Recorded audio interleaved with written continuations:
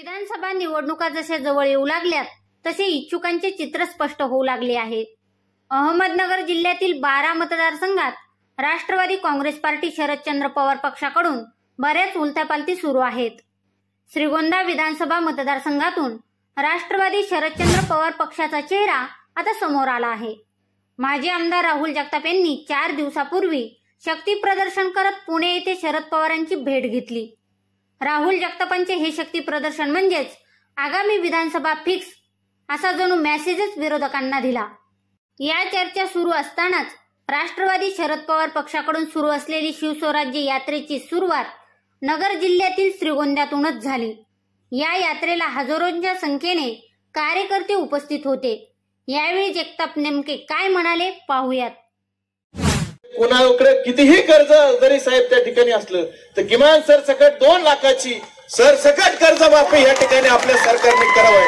ही आमच्या सर्वसामान्य शेतकऱ्यांची साहेब या ठिकाणी कोले साहेब असतील, लंके साहेब असतील, जयंत पाटील साहेब असतील, यांना मी या सर्वांच्या वतीने खरं तर या आमच्या सर्व शेतकरी बांधवांच्या वतीने साहेब आपल्याला त्या ठिकाणी विनंती करतो। मी ज्या कुकडी सहकारी साखर कारखान्याचा चेअरमन म्हणून काम करतो साहेब, त्या ठिकाणी मला एनसीडीसीचे पैसे मिळत असताना सुद्धा जाणीवपूर्वक त्या ठिकाणी आम्हाला आदरणीय पवार साहेबांच्या बरोबर आहे म्हणून त्या ठिकाणी बाजूला ठेवण्याचं काम या ठिकाणी झालेलं आहे आणि साहेबांनी आपली सोडलेली आहे। येणाऱ्या अगदी 5 तारखेच्या आत कुणाचं कसलंही देणं त्या ठिकाणी कुकडी कारखान्याचं राहणार नाही हे सुद्धा या निमित्ताने सांगतो। आमच्यावर कसला जरी प्रसंग आला, आमच्यावर बुलडोजर जरी फिरवला तरी आम्ही मागं हटणाऱ्यातले नाही। तुम्हाला मी आजच सांगतो की विधानसभेमध्ये 50,000 मताचा लीड हा श्रीगोंदा नगर विधानसभा मतदारसंघ त्या ठिकाणी देईल। त्याच्यापेक्षा वेगळं मी त्या ठिकाणी सांगणार नाही की उद्या या ठिकाणी आदरणीय भाऊसाहेब सुद्धा व्यासपीठावर उपस्थित आहेत, ते सुद्धा साहेब इच्छुक आहेत, मी सुद्धा इच्छुक आहेत, इतर पक्षातले सुद्धा इच्छुक आहेत।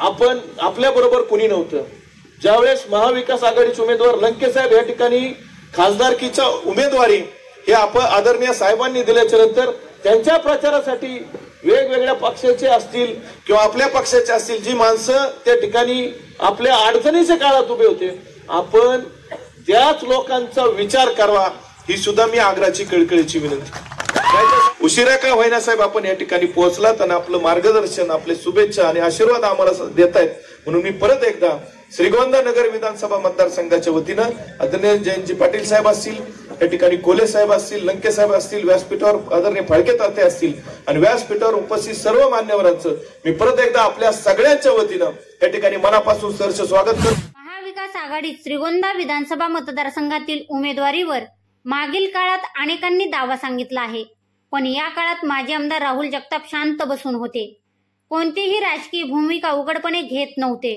परंतु श्रीगोंद्यातील राजकीय घडामोडींवर पकड ठेवून होते। ग्रामपंचायत, बाजार समिती, कारखाना आणि जिल्हा सहकारी बँकेच्या निवडणुकीवर राहुल जगताप यांनी त्यांची पकड सैल ठेवली नव्हती।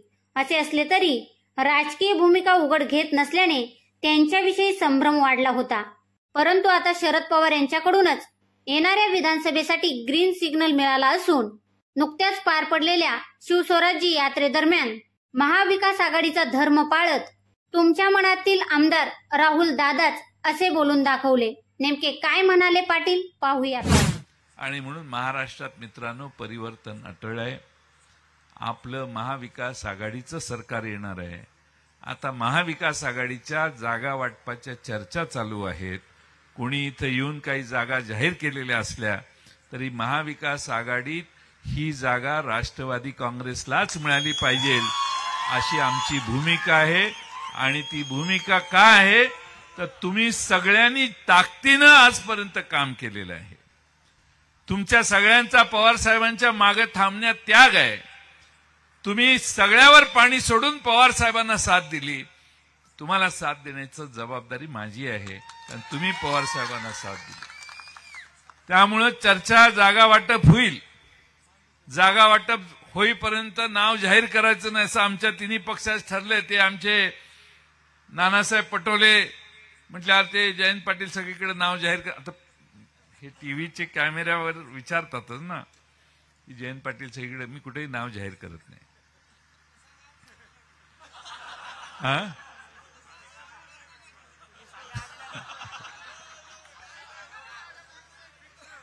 मी तुम्हाला सांगावं आणि तुम्ही ते ऐकावं. तुमच्या मनात जे आहे ते मला माहिती आहे आणि माझ्या मनात जे आहे ते तुम्हाला कळलेलं आहे असं मला वाटतं. पण महाविकास आघाडीची चौकट आहे. आपण सगळ्यांनी मिळून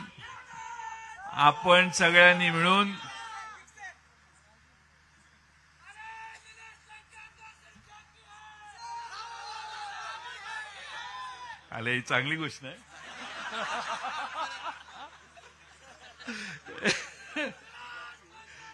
बर, आता मी फार वेळ भाषण करतोय, पण सगळ्यात पहिल्यांदा एवढं भाषण करायची गरज नव्हती. तुम्ही मगाशी नाटक बघितले का?